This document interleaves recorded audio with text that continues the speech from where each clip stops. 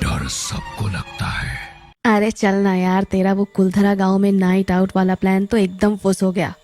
कुछ नहीं निकला उधर, पूरे ब्लॉग का बंटा धार हो गया।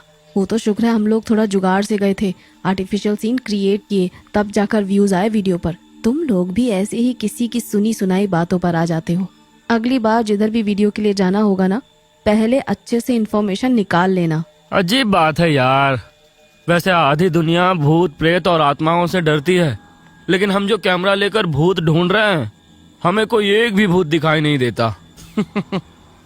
तीनों दोस्त देर रात बातें करते हुए जंगल के रास्ते गुजर रहे थे कि अचानक तेज ब्रेक लगने से सभी अपनी सीट से उछल पड़ते हैं। अरे सामने देखना, किधर देखकर गाड़ी चला रहा है तू? शिट मैन, गाड़ी ठोक दी इसने। शट अप गाइस, कोई नीचे गिर गया है, पहले देखते हैं उसे चोट तो नहीं लगी। नहीं, अब इधर का माहौल तो देखो, कितनी रात हो रही है, चारों तरफ जंगल है। इतनी रात को गाड़ी के आगे अचानक कैसे आ गया कोई? तुम्हें थोड़ा अजीब नहीं लग रहा? अरे ये टाइम ये सब सोचने का नहीं है यार। मेरी गलती की वजह से उसे कुछ हो गया तो मैं जिंदगी भर खुद को कभी माफ नहीं कर पाऊंगा। हमें चेक तो करना पड़ेगा ना, हो सकता है उसे अस्पताल ले जाने की जरूरत पड़े। अब मैं कह रहा हूँ गाड़ी भगा इधर से। कम ऑन, तुझे कब से सुनसान रास्तों पर डर लगने लगा? विजय की बात को इग्नोर करके वे लोग जैसे ही गाड़ी से नीचे उतरे, जमीन पर पड़ी हुई औरत अचानक उठकर छम छम करती जंगल की ओर भाग जाती है। अभी तक तो ये घायल होकर जमीन पर पड़ी थी, अचानक से उठकर दौड़ने लगी। इतना खून है यहाँ पर, फिर वो कैसे उठ गई अपने आप? ये किताब देखो, शायद उसके हाथ में थी, घबराहट में इधर ही भूल गई बेचारी। दिखाओ तो कैसी किताब है? दिव्या किताब को हाथ में लेकर वापस गाड़ी में बैठ जाती है और राजीव एक बार फिर गाड़ी चलाने लगता है। गाइस, ये किताब किसी गांव के बारे में है। बड़ी अजीबोगरीब बातें लिखी हुई हैं इसके बारे में। बोले तो हमारे लिए नेक्स्ट वीडियो का मसाला मिल गया समझो। मतलब? इस किताब में लिखा हुआ है कि छत्तीसगढ़ के जंगलों को पार करके एक छोटा सा गांव है, रुकनापुर। कहते हैं वो गांव श्रापित है। शाम होते ही गांव में सभी को अपने घरों में कैद होना पड़ता है, वरना गांव का श्राप उसके परिवार को तबाह कर देता है। उस गांव के लोग ना ज्यादा बात करते हैं, ना कहीं आते जाते हैं। लेकिन मानो इंडिया के नक्शे में एग्जिस्ट ही नहीं करता वो गांव, लेकिन वो लोग हैं और आज भी सदियों पुराने रीति रिवाज मान रहे हैं। लेकिन गाइस, इसके लास्ट के कुछ पेजेस गायब हैं। ऐसा लग रहा है किसी ने फाड़ कर फेंक दिया। ये तो बड़ी इंटरेस्टिंग स्टोरी लग रही है, क्या बोलते हो? उधर जाकर शूटिंग करें क्या? अब इंटरेस्टिंग तो लग रही है, लेकिन इस बार भी हमें आर्टिफिशियल इफेक्ट के साथ जाना पड़ेगा। बाकी पुराना गांव, जर्जन मकान और वहां भटकती आत्मा सुनने में तो स्कैरी वाइब्स आ रहे हैं। थोड़ा तड़का हम स्पेशल इफेक्ट से दे देंगे। तो ठीक है, अमावस्या का भूतिया कहानियों से थोड़ा ज्यादा कनेक्शन बैठता है, इसीलिए हम लोग अमावस्या को ही वहां जाएंगे। तीनों दोस्त अगली अमावस्या के दिन गांव में पहुंच जाते हैं। अरे यहाँ क्या करने आए हो तुम लोग? इस गांव के बारे में जानते नहीं हो क्या? नहीं जानते काका, आप बताइए ना। इस गांव की असलियत जानने के लिए ही तो यहाँ तक आए हैं। 100 साल से शापित है ये गांव। तुम लोग जाओ यहाँ से, तुम्हारे लिए वही अच्छा होगा। क्यों इस मनुष्य जगह पर आए हो? सब खत्म हो जाएगा। अरे आज के जमाने में दुनिया कहाँ से कहाँ पहुँच गई और आप लोग अभी भी मिट्टी के घरों में रह रहे हैं। अरे आप लोगों का रहन सहन, पहनावा सब कुछ ऐसा है जैसे आप लोगों को आज के बारे में कुछ पता ही ना हो। अरे मोबाइल, इंटरनेट, हवाई जहाज, इन सब का नाम सुना है आपने या नहीं? विजय की बात सुनने के बाद वो आदमी कुछ पलों तक घूर कर उन तीनों को देखता है। हमें हमारे हाल पर छोड़ दो, मैंने कहा ना, तुम जाओ यहाँ से। चलो यार, छोड़ो ना। तीनों दोस्त गांव को देखने के लिए आगे बढ़ गए थे। वैसे तो हमने आज तक बहुत सारे वीडियो शूट किए हैं, लेकिन इस जगह की वाइब्स कुछ अलग सी नहीं लग रही तुम लोगों को? यहाँ के लोगों का हमें ऐसे अजीब तरीके से घूर घूर कर देखना, मिट्टी के बने हुए कच्चे घर और यहाँ रहने वालों की बुरी हालत, ऐसा लग रहा है कि कुछ तो है जिससे इस गांव के लोग इतनी बुरी तरह डरे हुए हैं। लेकिन उसके कारण ये गांव विकास की दौड़ में 100 साल पीछे पहुंच गए हैं। यहाँ तो रुकने के लिए कोई ढंग की जगह भी नजर नहीं आ रही। ये मंदिर के साथ बनी हुई छोटी सी झोपड़ी में हम लोग रुक जाते हैं। आज रात को ही हम लोग नाइट में शूट करके देखते हैं क्या है यहाँ। जैसा उन्होंने किताब में पढ़ा था सब बिल्कुल वैसा ही था। शाम ढली और उसी के साथ पूरे गांव की गलियां वीरान दिखाई देने लगी। हम तीनों लोग अलग अलग डायरेक्शन में चलते हैं। कॉल पर कनेक्ट रहना, किसी को कुछ भी नजर आए तुरंत इन्फॉर्म करना, समझ गए ना? और हाँ, सबका कैमरा ऑन रहना चाहिए। विजय गांव से जंगल की ओर जाने वाले रास्ते पर आगे बढ़ रहा था। अचानक उससे सामने से कुछ आहट उसके नजदीक आती हुई सुनाई देती है। विजय कैमरा सामने की तरफ फोकस करता है। तभी एक घोड़े पर सवार आदमी तेजी से उसके नजदीक आता है और विजय को ऐसा महसूस होता है जैसे तलवार से उसने विजय की गर्दन के 2 टुकड़े कर दिए हो। विजय चीख पड़ता है, लेकिन अगले ही पल उसे एहसास होता है वो सही सलामत है और उसके आसपास ना कोई घोड़ा है ना कोई आदमी। विजय के हाथ पांव ये देखकर बुरी तरह फूल गए थे। हर तरफ साए साए करता सन्नाटा था और सन्नाटे के बीच एक बार फिर घोड़े के पैरों की आवाज सुनाई देने लगी थी। उसकी हिम्मत जवाब दे रही थी। गांव में आगे बढ़ने की बजाय वो उल्टे पांव अपनी झोपड़ी की ओर भागने लगता है। इधर गांव की गलियों में वीडियो बना रही दिव्या को अपने पीछे कुछ बच्चों के खिलखिलाने की आवाज सुनाई देती है। दिव्या चौंक कर पीछे देखती है तो उसे अपने पीछे कुछ नजर नहीं आता। एकाएक उसे महसूस होता है कि उसके पैरों में रेंग कर कोई उसके सीने की ओर चल रहा है।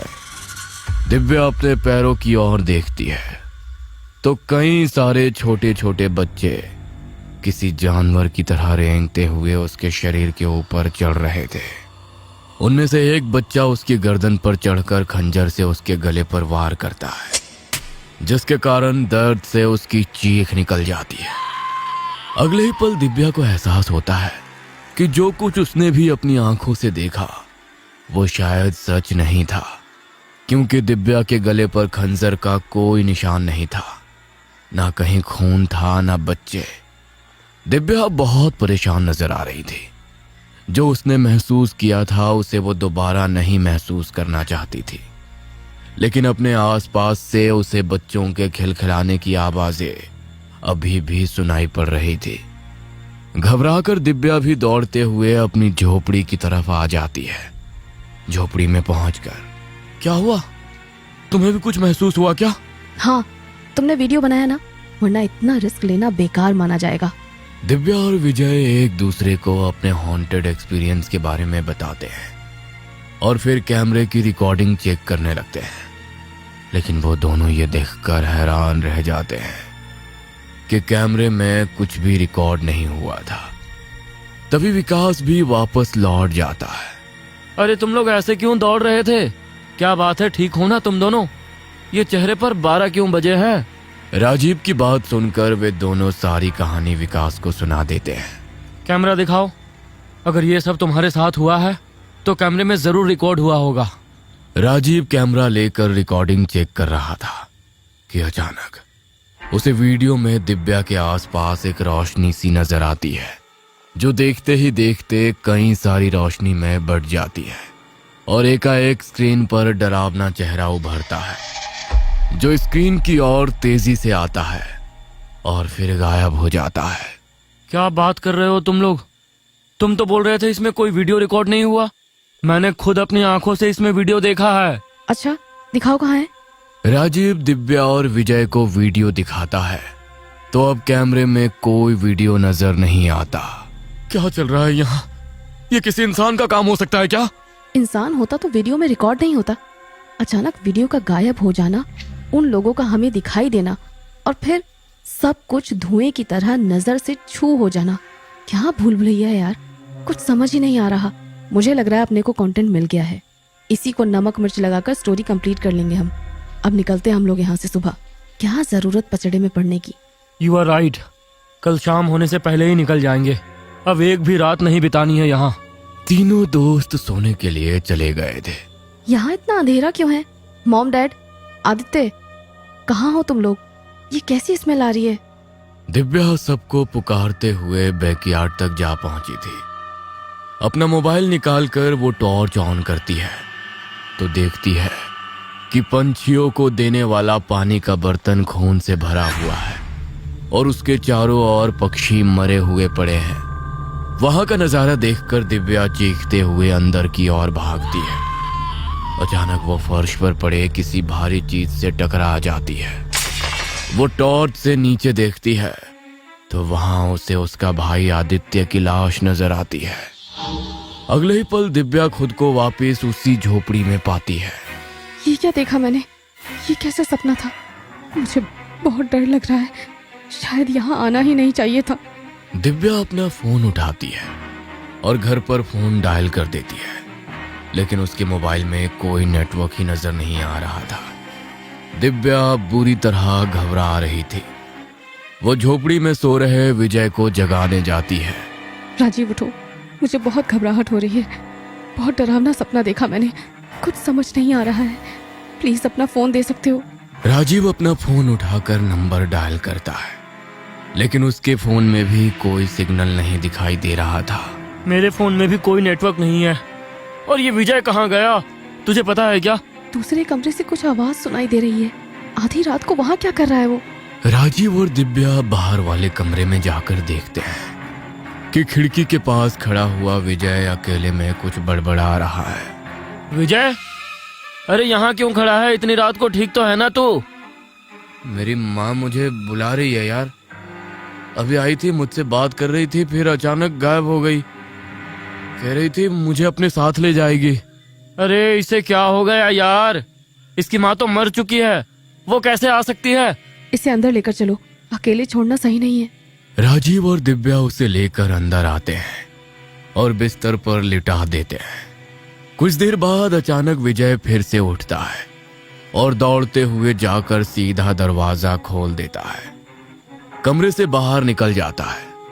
बाहर जाते ही कोई अदृश्य शक्ति उसे पैरों से घसीटकर जंगल की ओर ले जाती है और राजीव और दिव्या के कानों में उसकी चीख कैद हो जाती है। जल्दी चलो राजीव, हम उसे ऐसे नहीं छोड़ सकते। हम बचाएंगे अपने दोस्त को। दिव्या, मुझे नहीं लगता हम कुछ कर पाएंगे। वो कुछ और ही है यार। दिव्या झोपड़ी से बाहर निकल जाती है और उसके पीछे ही राजीव भी विजय को ढूंढने आता है। बाहर आते ही उन्हें आंगन में रखे पक्षियों के पानी के बर्तन में खून से सना एक इंसानी सर दिखाई देता है, जिसके आसपास चील मंडरा रहे थे। मोबाइल की रोशनी में पता चलता है कि ये सर दिव्या के भाई आदित्य का है। यह खौफनाक नजारा देख दिव्या बेजान होकर जमीन पर बैठ गई थी। इसका मतलब वो सपना नहीं था, वो सब सच था। मेरा भाई, उसकी क्या गलती थी? संभालो अपने आप को दिव्या, हमें कुछ करना होगा वरना हम भी नहीं बचेंगे। हमने देखा था ना, यहाँ एक मंदिर भी है, चलो उसके अंदर चलते हैं। मैंने सुना है मंदिर के अंदर कोई बुरी शक्ति प्रवेश नहीं करती। राजीव और दिव्या मंदिर के अंदर जाते हैं तो वहां का नजारा देखकर हैरान रह जाते हैं। अंदर भगवान की कोई मूर्ति नहीं थी, बस एक काला पत्थर रखा हुआ था जिस पर ऐसा लगता था कि खून चढ़ाया गया हो। पास ही में एक मरा हुआ मुर्गा और मानव खोपड़ी रखी दिखाई दे रही थी। ये मंदिर नहीं है, ये जरूर शैतान को पूजने का स्थान है। हम गलत जगह आ गए हैं। तभी वही काका दिव्या को नजर आते हैं जिन्होंने उन्हें वापस लौटने के लिए कहा था। काका, अच्छा हुआ आप मिल गए। काका, हमारी मदद करिए ना, हमारा दोस्त पता नहीं कहाँ चला गया। प्लीज उसे ढूंढ दीजिए। दिव्या की बात सुनकर काका का चेहरा अचानक बदलने लगता है। उनकी आंखें काली और चेहरा किसी मुर्दे की तरह सफेद पड़ जाता है और वो जोर जोर से हंसने लगते हैं। चलो यहाँ से, ये सब छलावा है। अचानक दिव्या की नजर दीवार पर चिपके कुछ कागजों पर पड़ती है। ये शायद वही पन्ने थे जो उस किताब से फाड़कर अलग किए गए थे। इस गांव के अंदर एक रात बिताने के बाद कोई वापस नहीं जा सकता, ना जिंदा ना मुर्दा। मरकर भी इसी गांव में भटकना होगा और जीते हुए हर पल दहशत में बिताना होगा। इसीलिए किसी को भी इस गांव में नहीं जाना चाहिए। और अगर गलती से 7 बजे के बाद बाहर निकल गए तो फिर कोई नहीं बचेगा। ये आत्माएं बाहर निकलने वाले व्यक्ति के जहन में मौजूद हर इंसान को खत्म कर देगी। इसका मतलब हम कभी वापस नहीं जा सकेंगे। और हमारी इस गलती का खामियाजा हमारे पूरे परिवार को चुकाना होगा। अपनी जान बचाकर वे वापस झोपड़ी में लौट आते हैं और जिंदा लाश बनकर अपनी मौत का इंतजार करने लगते हैं। कुछ दिन बाद लाइब्रेरी में ये पुरानी किताब पढ़ी तुम लोगों ने? इट्स वेरी इंटरेस्टिंग यार। क्या सच में कोई ऐसी जगह हो सकती है जहां 7 बजे के बाद लोग बाहर नहीं निकलते? अब ये तो जाकर ही देखना पड़ेगा। तो चलते हैं ना। कहते हैं आज भी किसी लाइब्रेरी के किसी कोने में अक्सर वो किताब लोगों को रहस्यमय ढंग से नजर आ जाती है और अपने शिकार को बुलाती है। एडवेंचर का शौक कई बार अपने साथ मौत लेकर आता है। कहीं आपने ऐसी कोई किताब तो नहीं पढ़ी?